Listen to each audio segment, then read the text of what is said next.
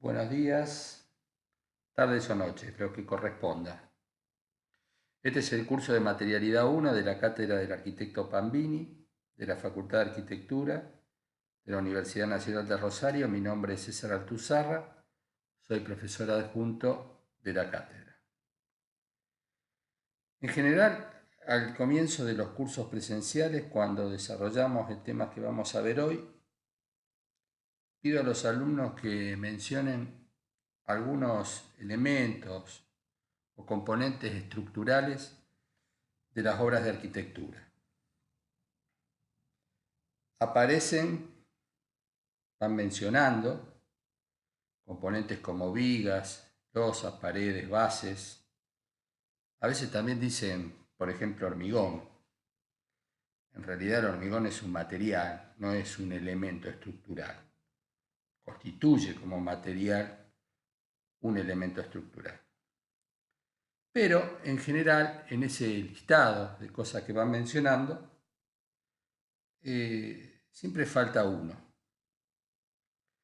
Y si por casualidad lo nombra, les pido que me digan cuál es el más importante, el esencial.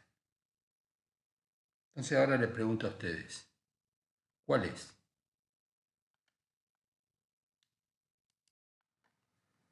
Así es, el suelo. Es el componente estructural esencial, a partir del cual se diseña el soporte del edificio. De su condición dependen las fundaciones de las obras de arquitectura. Primeramente vamos a definir el enfoque que le vamos a dar al tema. La fundación de un edificio puede ser tomada como un hecho trascendentalmente mecánico, como una parte del edificio muy importante que replica luego en la perdurabilidad del mismo y a veces hasta en su permanencia. Asentamientos diferenciales, humedades ascendentes por capilaridad, son cuestiones constructivas inadmisibles. Pero también debemos considerar que el acto de fundar el edificio implica una referencia obligada a un lugar. Es en este momento donde ineludiblemente debemos pensar en el sitio donde el edificio se emplazará.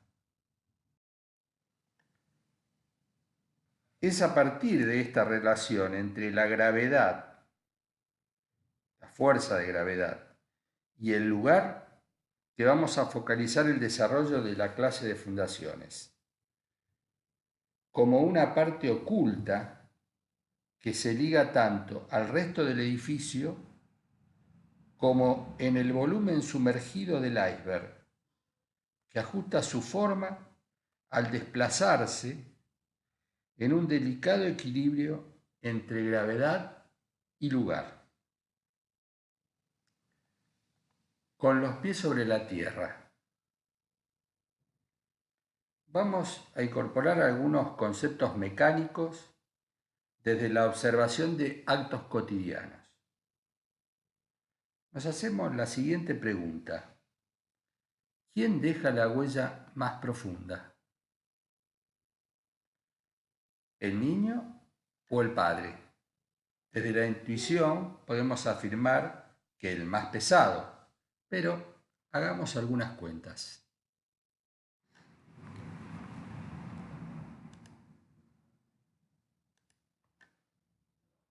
La ecuación que relaciona el peso con la superficie de apoyo dice que la presión o tensión de contacto que se ejerce es directamente proporcional al peso e inversamente proporcional a la superficie de contacto.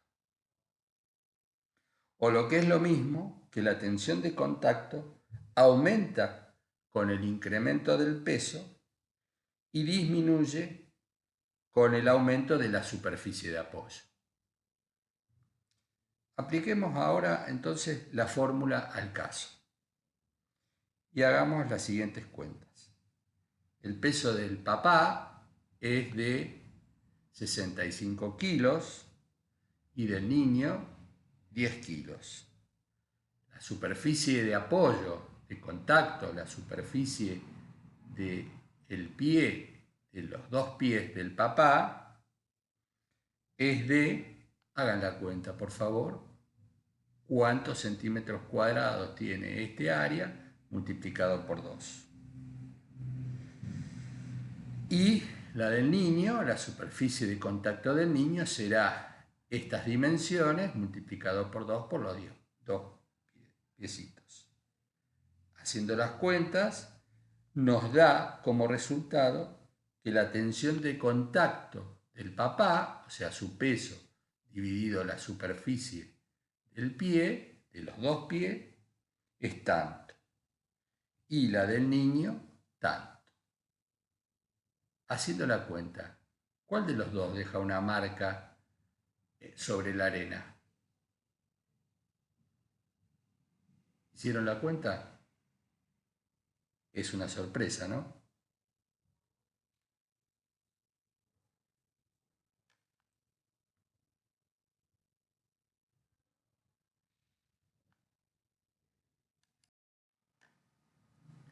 Y en este caso, ¿quién ejerce una mayor presión de contacto? ¿El que usa zancos o chalupas? Podríamos afirmar que si el peso es aproximadamente el mismo de los dos payasos, en el caso donde hay una concentración de carga en una menor superficie, es donde se ejerce la mayor presión. Entonces, el zancudo genera una mayor presión de contacto. Contrariamente, si ese peso se distribuye en un área, en una superficie mayor, en las chalupas, la tensión de contacto del payaso que usa chalupas es menor. Ahora hagamos la siguiente pregunta. ¿De qué depende la fundación de un edificio?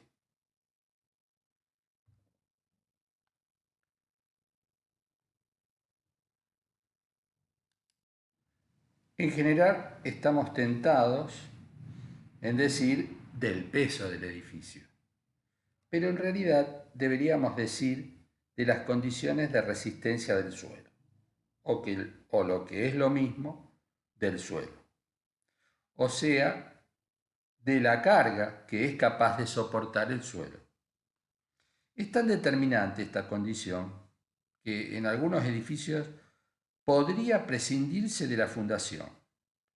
Por ejemplo, cuando fundamos sobre roca resistente. Independientemente del tamaño o peso del edificio, si se asienta en suelos poco resistentes, requeriría una superficie de contacto tan grande como la superficie misma de la planta del edificio. Entonces, el dato esencial para determinar el tipo de fundación será la resistencia del suelo, que se traducirá en la presión o tensión de contacto que es capaz de soportar sin deformarse o romperse.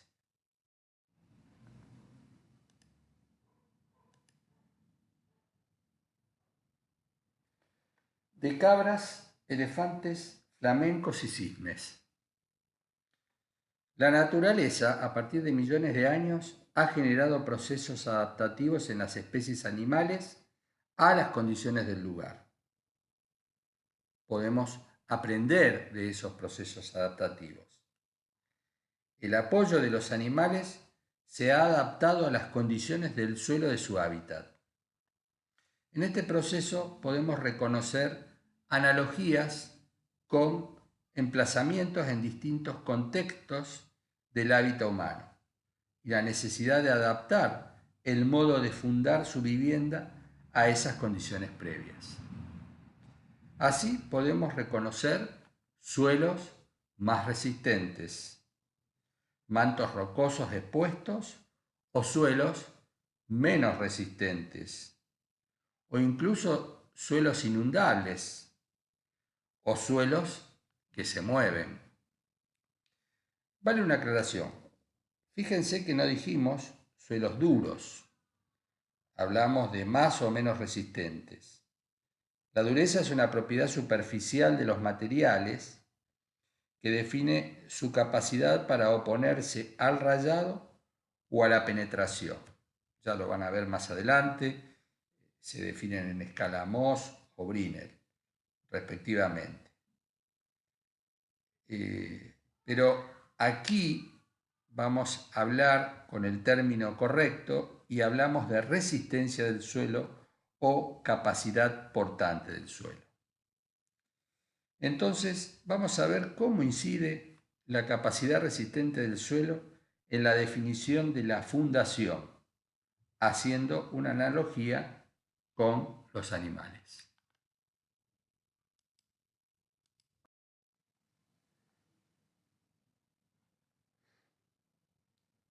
Tenemos aquí, estamos en presencia de un edificio cabra, fundado sobre la roca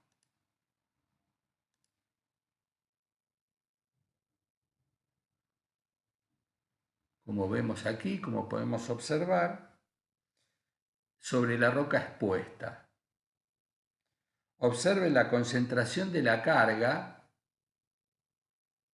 en el punto de apoyo.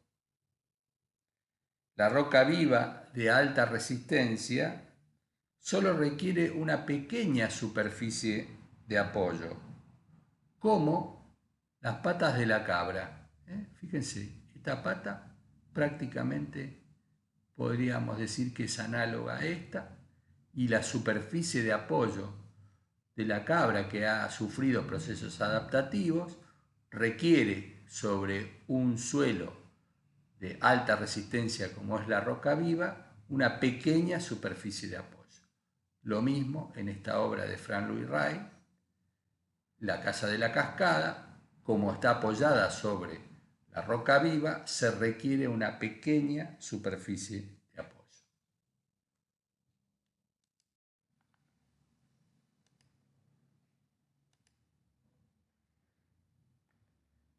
La huella de la manada de elefantes deja una impronta continua sobre el suelo, una línea que refiere a una fundación continua, en donde el peso se transmite a un suelo menos resistente que en el caso anterior. La carga se transfiere por el aumento de la superficie de apoyo del elefante, de la pata del elefante, aumentando el área en el punto de contacto con la tierra. Podemos encontrar una analogía con lo que denominamos edificios elefantiásicos, enormes, como por ejemplo el Museo del Louvre, cuya fundación es una fundación continua, como podemos ver ahí, y requiere de un ensanchamiento progresivo a medida que se aproxima a el suelo, lo que le permite aumentar su superficie de contacto en el punto de apoyo del encuentro del elemento estructural con el suelo, por lo tanto disminuir la tensión para encontrar el equilibrio con la capacidad portante del suelo. Vemos en las imágenes las fundaciones continuas del edificio, cómo gradualmente se van ensanchando del mismo modo que el pie, la pata del elefante.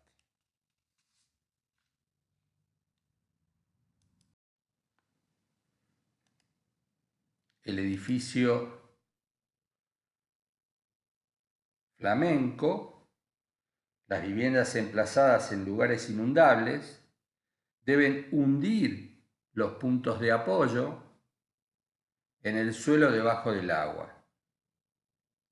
Delgados puntos de apoyo se hunden hasta una determinada profundidad para garantizar por fricción lateral y por punta el equilibrio entre la carga y las condiciones resistentes del suelo que está por debajo del pelo de agua. La delgadez de los pilotes no interfiere en el curso de agua. Las viviendas palafíticas costeras emulan los apoyos de los flamencos.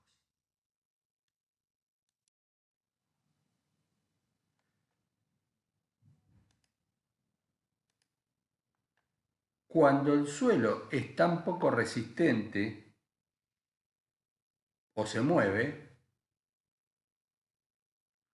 es necesario aumentar la superficie de contacto para que la tensión sea mínima.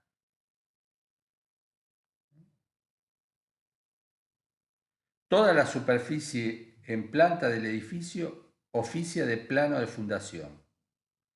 En lugares con suelos móviles, esto está en Japón, o de poca resistencia, el edificio se mece como un cisne.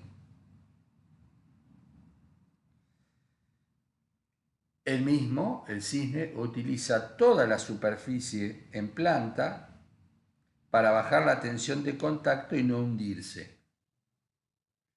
La casa Azuma es una caja indeformable de hormigón armado, separado de sus vecinos,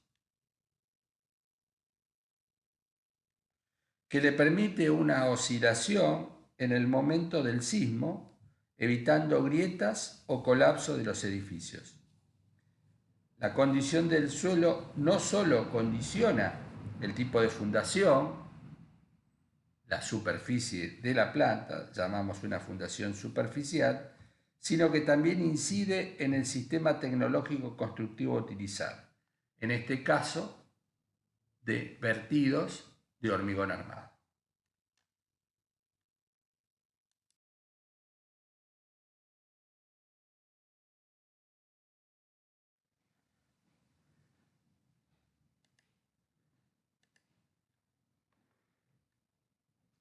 La campesina remarca con una línea el encuentro entre el edificio y el suelo.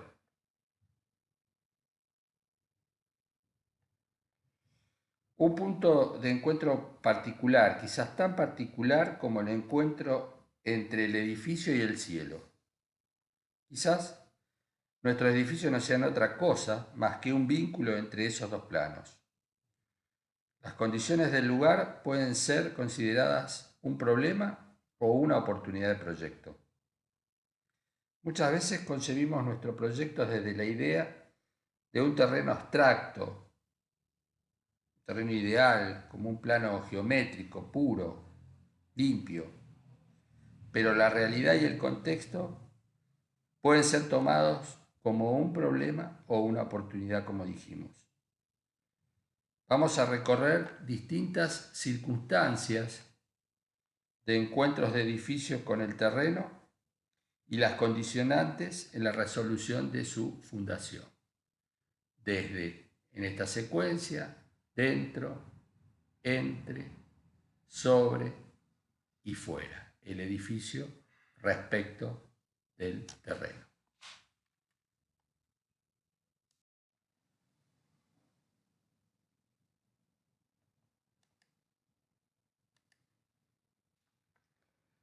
Vamos a tomar el primer caso, dentro.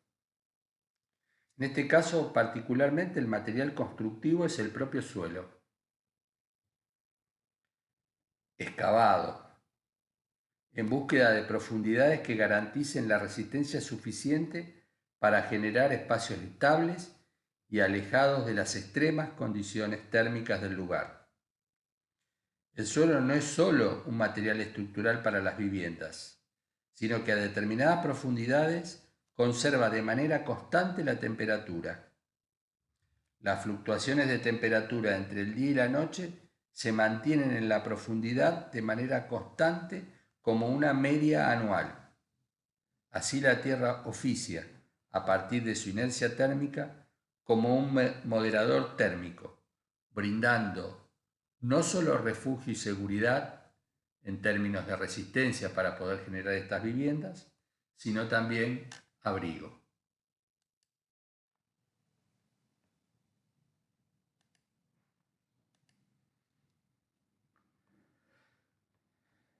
También estamos en la condición dentro del encuentro con el terreno y vemos que los límites verticales de este gimnasio, que está excavado y enterrado, se concentran mediante la sucesión de pilotes, esos puntitos que nosotros podemos ver ahí o en esta imagen. Cada uno de estos elementos son pilotes que se ejecutan primero sorteando la posición de los árboles de la vegetación del lugar, que es esta que podemos observar en esta imagen. La tierra es utilizada como un encofrado. Se apoya luego la losa sobre los pilotes y luego se retira la tierra del interior. Se invierte la secuencia constructiva habitual. Ustedes deben haber visto excavaciones en obras, en donde en general se hacen a cielo abierto, se retira la tierra y luego se van generando los elementos constructivos. Pero para hacerlos es necesario construir moldes, elementos auxiliares como encofrados. En este caso es la tierra que existe tomada primeramente como un encofrado. El empuje lateral de la tierra es absorbido por el muro continuo de hormigón armado. Al enterrar totalmente el edificio no se alteran las condiciones preexistentes del lugar. En este caso, los límites del edificio son también los componentes de la fundación.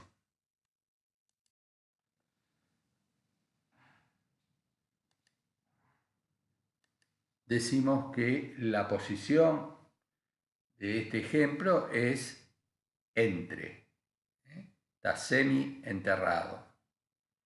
Y estamos tomando un ejemplo local, que es el Banco de la Nación de San Martín y Córdoba. Es la construcción del sector de atención al público del Banco de la Nación. Ese sector de cajas se encuentra enterrado, generando un gran vacío, liberando las visuales cruzadas desde las distintas calles linderas, los límites del subsuelo son los tabiques de hormigón que reciben el empuje lateral de la tierra.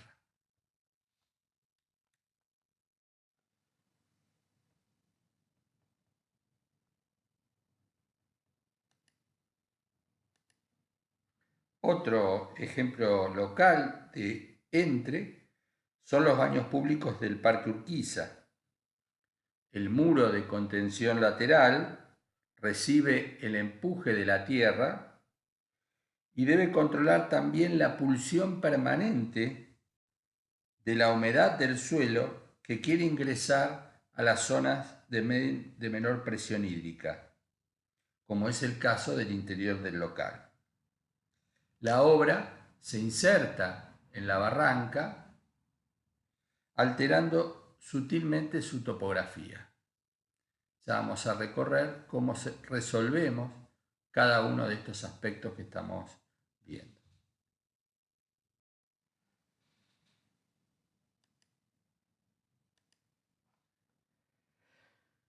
Dos edificios que venimos comparando como representantes emblemáticos de dos periodos de la arquitectura.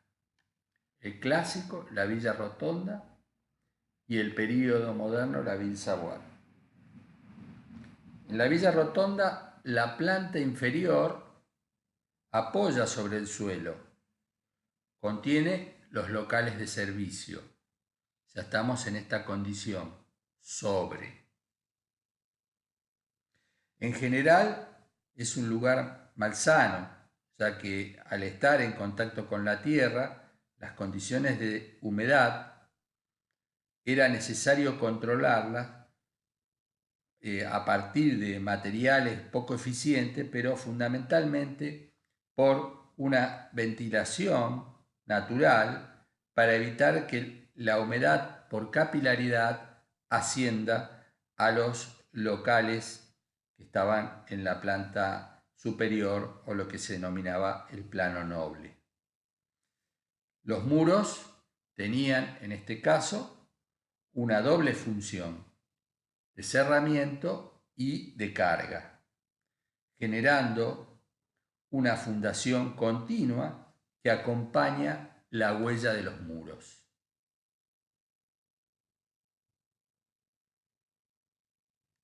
Con el advenimiento de los nuevos materiales, el hierro primero, luego el acero y el hormigón armado conjuntamente, permitió desdoblar la función estructural de la de cerramiento, concentrando cargas en menores dimensiones, como ser en estas columnas que podemos ver aquí, para luego derivarlas al suelo mediante fundaciones puntuales en cada columna. La planta baja se hace permeable y libre.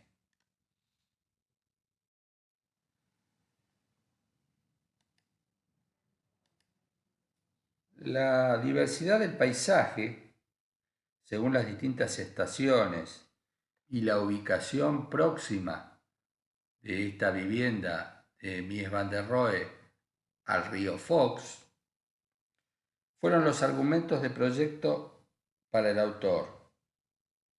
Elevar la obra sobre la cota de la máxima inundación. Si tuviéramos que establecer una analogía de esta obra con los animales que referimos al principio, esta sería una obra flamenco, por supuesto. Muy bien. Otra vivienda, en este caso un ejemplo de un autor local, una vivienda cuyo encuentro con el terreno está fuera, como veíamos anterior, es la Casa La Tumbona de Clorindo Testa. Es una vivienda palafítica que permite capturar las vistas lejanas del mar, concentrando las actividades, las funciones de la vivienda sobre las plantas altas, justamente para poder tener esa mirada lejana y dejar libre la planta baja, donde solamente aparecen los elementos estructurales, las columnas que van a transferir las cargas al suelo de fundación a través de esos puntos.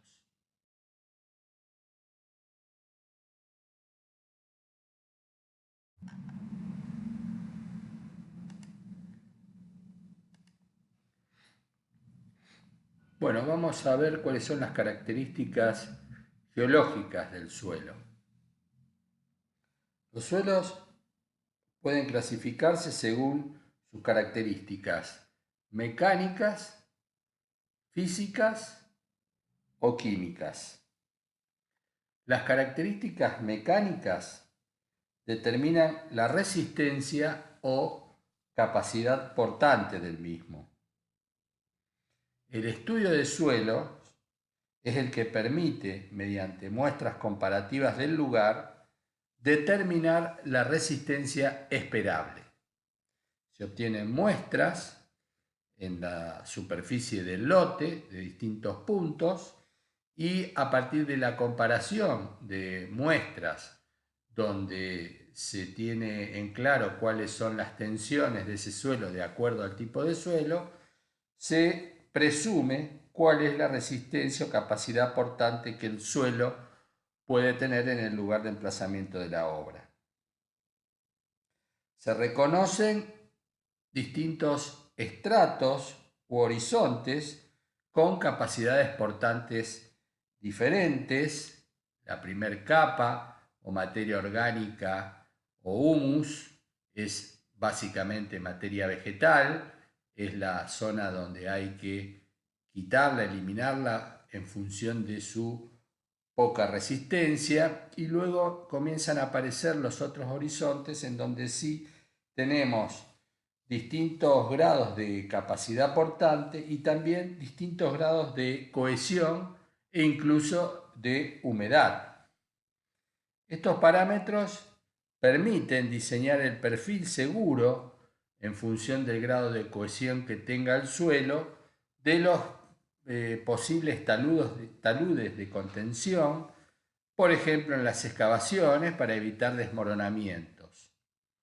En nuestra zona, el manto resistente se denomina loess pampeano y está constituido por coloides arcillosos. En general, en un promedio, podemos decir que se encuentra a partir del metro 20 de profundidad, cuando comienza lo que se denomina comúnmente la tierra colorada. Respecto de las características físicas, estas están determinadas fundamentalmente por la presencia de aguas subterráneas en capas, denominadas napas. La primera napa se encuentra, y también hablamos de un promedio, aproximadamente a 4 o 5 metros de profundidad, dependiendo de la zona. A medida que se va alejando de los cursos de aguas, esa profundidad es mayor. En realidad lo que se está teniendo es una variación de la topografía, por tanto, la altura de la napa es constante, pero como la topografía va variando, la profundidad relativa de la napa se hace mayor a medida que nos vamos alejando de los cursos de agua, de las cuencas de los cursos de agua. Esa primera napa se llama napa freática, y es la que denominamos como napa de sacrificio, ya que es la destinada a recibir los líquidos cloacales por medio de los denominados pozos negros absorbentes en aquellas zonas donde no hay red cloacal colectiva. La segunda y tercera napa están aproximadamente a 25 y 40 metros de profundidad respectivamente. En nuestra zona es el acuífero Puelche el que provee el agua dulce apta para consumo humano. Hay que tener en cuenta que esa es una reserva mundial de agua que hay que preservar. Por eso hay que tener mucho cuidado la conexión de la primera napa con la segunda y tercera napa. Ya el año que viene, o en tercer año mejor dicho, veremos realmente cómo se toman recaudos para evitar la contaminación o el pase de una napa a la otra.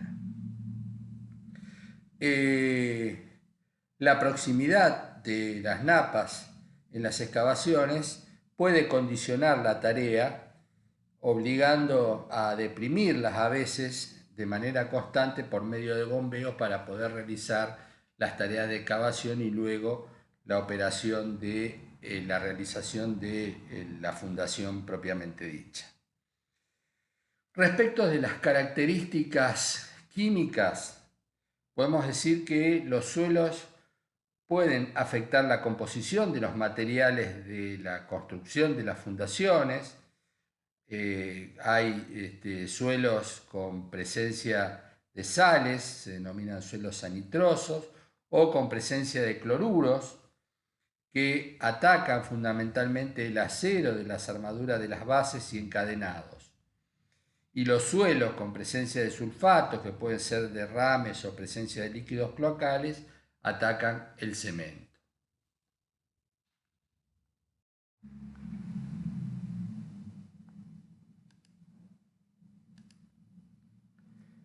Los edificios transmiten cargas al suelo.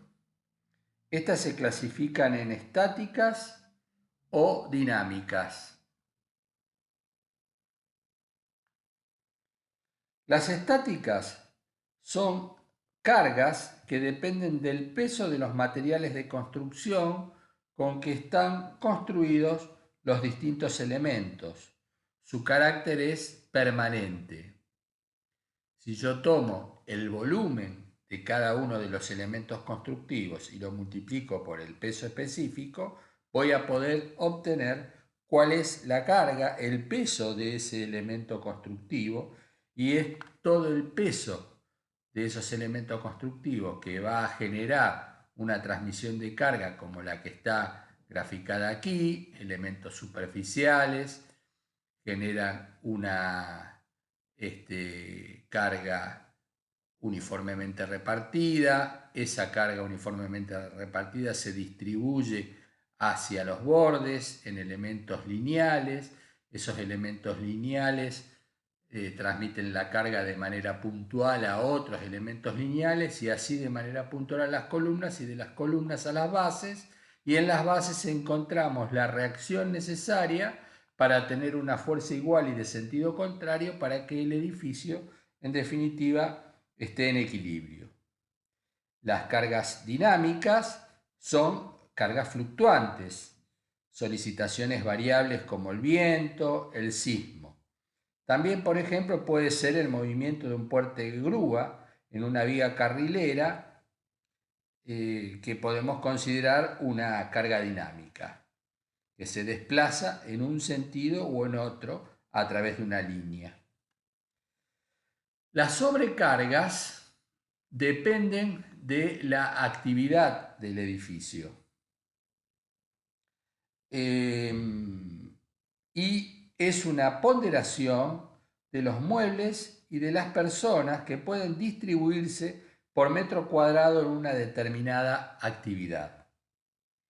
Así, por ejemplo, tenemos sobrecargas para los dormitorios, donde hay pocas personas y pocos muebles, del orden de los 200 kilos por metro cuadrado. Esto es la ponderación de la cantidad de muebles y de personas que habitualmente se encuentran en un dormitorio. Se podría hacer un promedio de esa carga y se determina que es del orden, esa sobrecarga, de los 200 kilos por metro cuadrado. En cambio, en una biblioteca, ¿cómo será? ¿Mayor o menor esa sobrecarga? Seguramente en una biblioteca es mayor porque está el peso de los libros y la acumulación de personas por metro cuadrado también puede ser mayor. Tal es así que la sobrecarga, por ejemplo, en una biblioteca es del orden de los 800 kilos por metro cuadrado. Muchas veces esta valoración, la sobrecarga, es la que define la posición de las actividades en el edificio. Fíjense, en nuestra facultad, la biblioteca se encuentra en la planta baja, justamente para transmitir en forma directa el peso al suelo y no hacerlo a través de la estructura, como sería en el caso que estuviera ubicada en pisos más altos. Quiero hacer una pequeña aclaración. La palabra mobiliario con B corta acá estaba escrita ya en el origen de la imagen.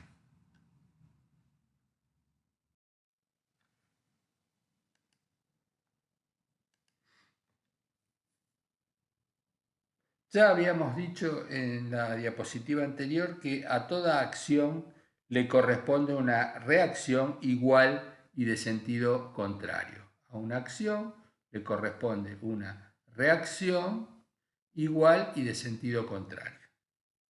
Tengo la carga concentrada en la columna y la reacción del suelo, que está distribuida en la superficie de contacto de la base con el suelo, genera también una carga igual y de sentido contrario que permite que el edificio esté en equilibrio. Ya habíamos analizado el concepto de tensión de contacto. Si vemos, por ejemplo, el caso del faquir como el del globo, distribuyen su peso a través de una gran cantidad de puntos, disminuyendo de esta manera la tensión de contacto, a tal punto que esa tensión está por debajo de la rotura, tanto sea de la piel como de la membrana del globo. Entonces vemos que en realidad el concepto es la relación entre la carga y la superficie, lo que nosotros tenemos que tener en consideración como tensión de contacto. Si la misma carga la concentramos en un punto, decíamos que la tensión aumenta y rompería la piel o la membrana del globo. La tensión que se genera en el plano de apoyo es máxima en ese punto. Luego, a medida que me voy distanciando de ese plano de apoyo, se generan bulbos de distribución de la carga que, si nosotros podemos observar, las tensiones que se generan en esos bulbos a medida que me voy alejando del epicentro de la zona de carga, esa tensión va disminuyendo. ¿Y por qué va disminuyendo? Y porque la superficie en la que se distribuye esa tensión va aumentando a partir de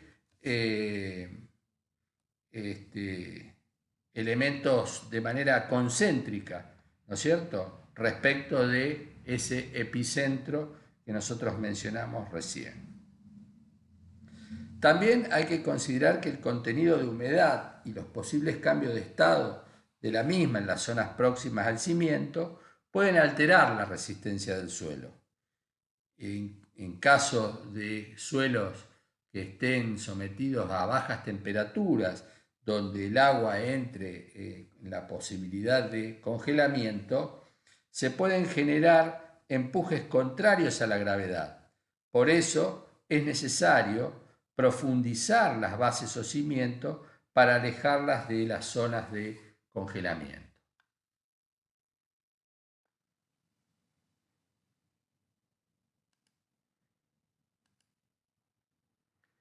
El suelo es un material que a determinadas solicitaciones se deforma, comportándose de manera proporcional. A mayor carga, el hundimiento o deformación es proporcional. Fíjense, aquí vemos una línea en donde si yo tengo un determinado elemento con una sección de apoyo, vamos a suponer que es este cubito de 20 por 20, un banco de prueba donde voy aplicando cargas conocidas y voy anotando las cargas que voy aplicando en ese banco y los hundimientos. Entonces observo que si yo coloco una carga de 1000 kilos, el hundimiento es de 2 metros. Si coloco una carga de 2000 kilos, el hundimiento de 2 centímetros. Si coloco 2000 kilos, el hundimiento es de 4 centímetros. Si coloco 3000 kilos, ¿de cuánto será? De 6. Y así hay una proporcionalidad respecto de, a medida que voy incrementando la carga, también se incrementa el hundimiento. Pero llega un punto, cuando aplico una determinada carga, en donde la deformación es súbita. Quiere decir que en ese punto el suelo se rompe. Estoy llegando a la tensión de rotura de ese suelo. ¿Y cuál sería la tensión de rotura? Y sería la carga máxima que yo puedo aplicar dividido la sección, el área de ese cubo de apoyo.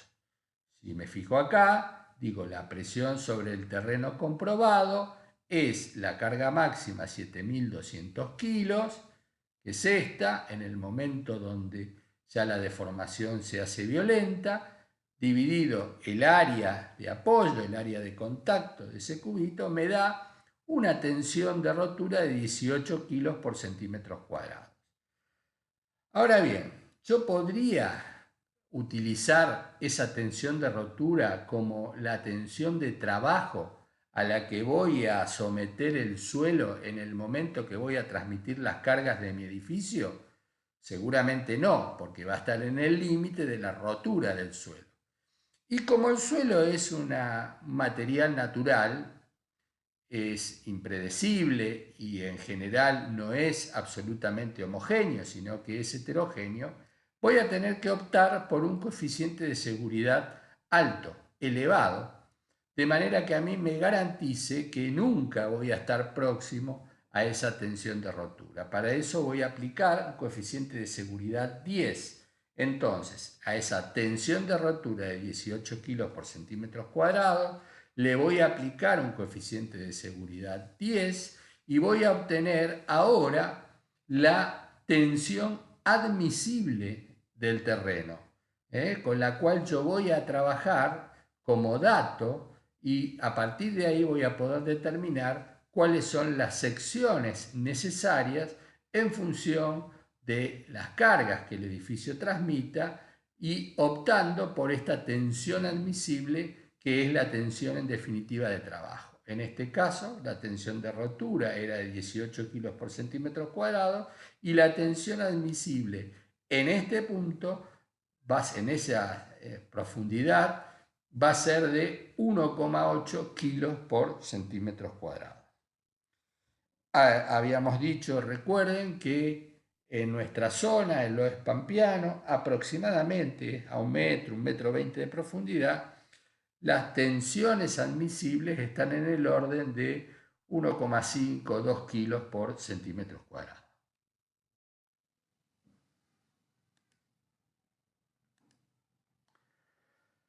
A partir de la determinación de las características de distintos tipos de suelos, puedo ir obteniendo valores, tensiones admisibles de acuerdo a esos tipos de suelo y una propuesta de cuál sería el tipo de fundación apto según esa tensión admisible de suelo.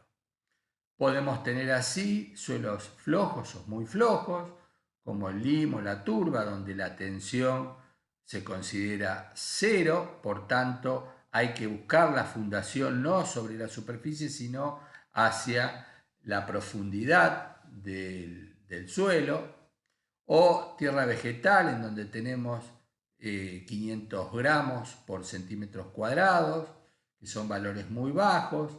La arena, y la arena sobre todo si es seca y confinada, se considera que la arena es un material sílice incompresible cuando está contenida y hay que evitar, por supuesto, las filtraciones o la infiltración de agua para evitar escurrimiento. Pero si esa arena está confinada, adquiere valores de tensiones bastante importantes, en el orden de los 3 a 2 kilos por centímetros cuadrados. Y así podemos ir teniendo distintos tipos de materiales, en donde, por ejemplo, llegamos al granito, donde su tensión admisible es tan alta, donde prácticamente la carga queda determinada por la misma obra en sí mismo, ¿no? Porque la tensión es muy alta. En este caso en particular, estamos teniendo en consideración de que la fundación sería directamente el elemento constructivo sobre la roca sin mediar ningún tipo de fundación.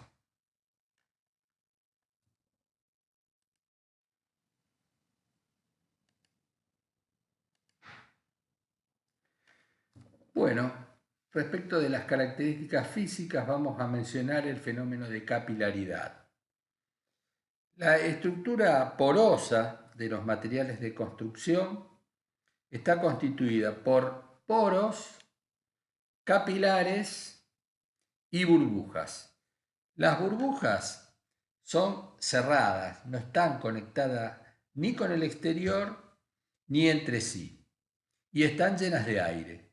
En cambio, los capilares y los poros están conectados entre sí y con el borde exterior del elemento constructivo. Por medio del fenómeno de capilaridad, esto es el angostamiento de un tubo en donde el agua conectada a ese tubo y a partir de los meñiscos que se producen con las paredes del tubo, el agua puede ascender aún en contrario a la fuerza de gravedad que tiende a llevarlo hacia abajo. Entonces, cuanto más pequeño sea el diámetro de ese tubo, por eso hablamos de un capilar, la ascensión es mayor, la altura de ascensión es mayor. Por medio de ese fenómeno de capilaridad, la humedad natural del suelo asciende aún en contra de la gravedad, hasta llegar a un determinado punto de equilibrio. Se constituye lo que vemos aquí, que es una suerte de nube fluctuante. Esa nube fluctuará en función de las condiciones de humedad del aire contiguo y irá ascendiendo o descendiendo en función de la capacidad de evaporación que tiene este elemento.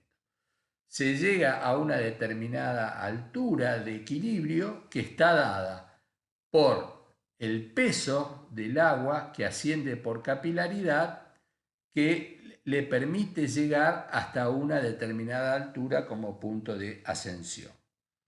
Por supuesto, esto genera situaciones de orden estético y de alteración de los materiales de construcción cuando no se ha previsto la interrupción del ascenso de la humedad por capilaridad, pero fundamentalmente afecta la habitabilidad de los locales interiores, la habitabilidad que en definitiva afecta las vías respiratorias de las personas que van a habitar en esos locales.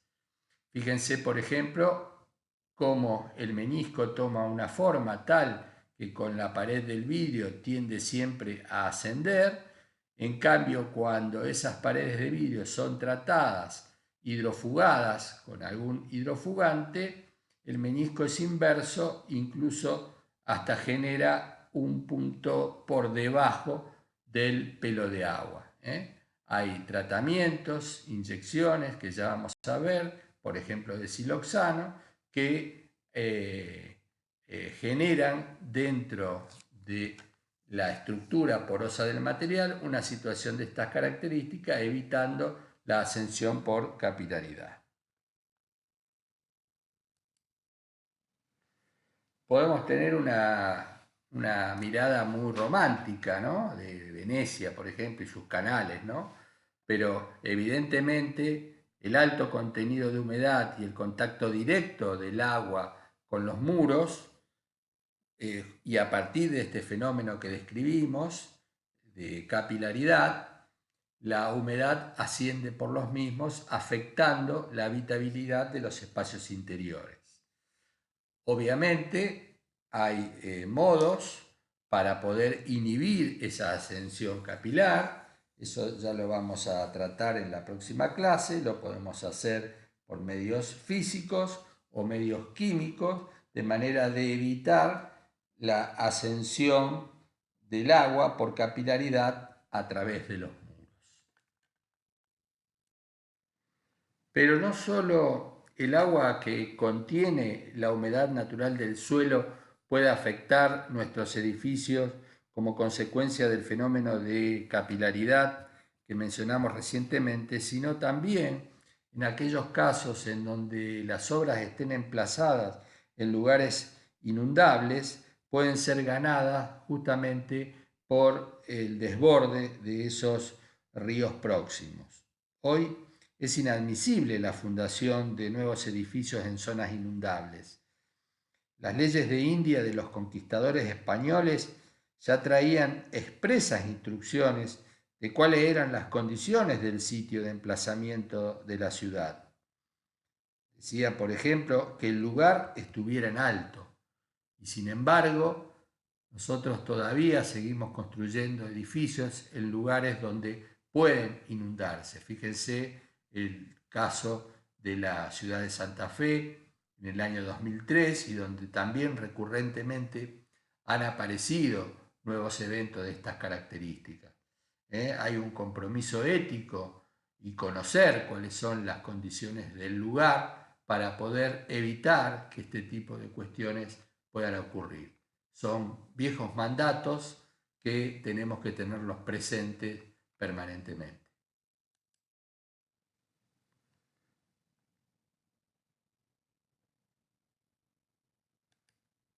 ¿Cómo vamos a clasificar las fundaciones? En principio vamos a hacer dos grandes clasificaciones. Las vamos a denominar fundaciones indirectas y fundaciones directas. Las directas van a ser las que va a estar el suelo de fundación próximo a los elementos estructurales, a poca distancia, y las fundaciones indirectas es aquel suelo que va a estar profundo o distante respecto de los elementos estructurales. Por tanto, vamos a intermediar algunos dispositivos para poder alcanzar esos mantos resistentes que van a estar a mayor profundidad. Las fundaciones indirectas las vamos a poder realizar por medio de pilotes, pilotines o pozos romanos. Cada una de estas tipos de fundaciones da una fundación puntual. De la misma manera que es puntual una fundación directa de una base de columna o una base de pilar. Directamente la base de la columna o del pilar apoya sobre el suelo de fundación. También es una fundación directa, una zapata continua, pero en este caso estamos hablando de una fundación lineal. ¿Recuerdan? La Villa Rotonda era una fundación, una zapata continua, una fundación lineal directa. En cambio, la Vilsaguá era bases de columnas, es una fundación directa, pero puntual. También tenemos como fundaciones directas pequeñas plateas a nivel, que decimos que esos son tipos de fundaciones por superficie, como también las plateas que están a mayor profundidad, que también son tipos de fundaciones por superficies, o tenemos, que vamos a ir desarrollando en cada uno de los ejemplos, fundaciones flotantes, en donde interviene el volumen del edificio, y estas fundaciones las denominamos por volumen.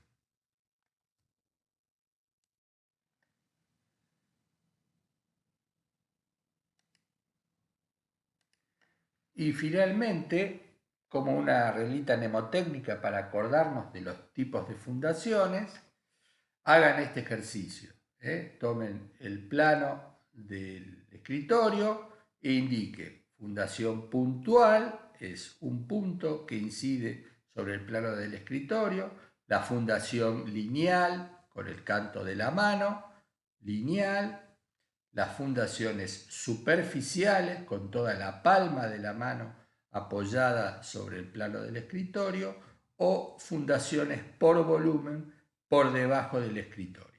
Con esta pequeña ayuda mnemotécnica vamos a retomar la próxima clase la descripción de cada uno de estos distintos tipos de fundaciones. Muchas gracias, nos vemos en la próxima.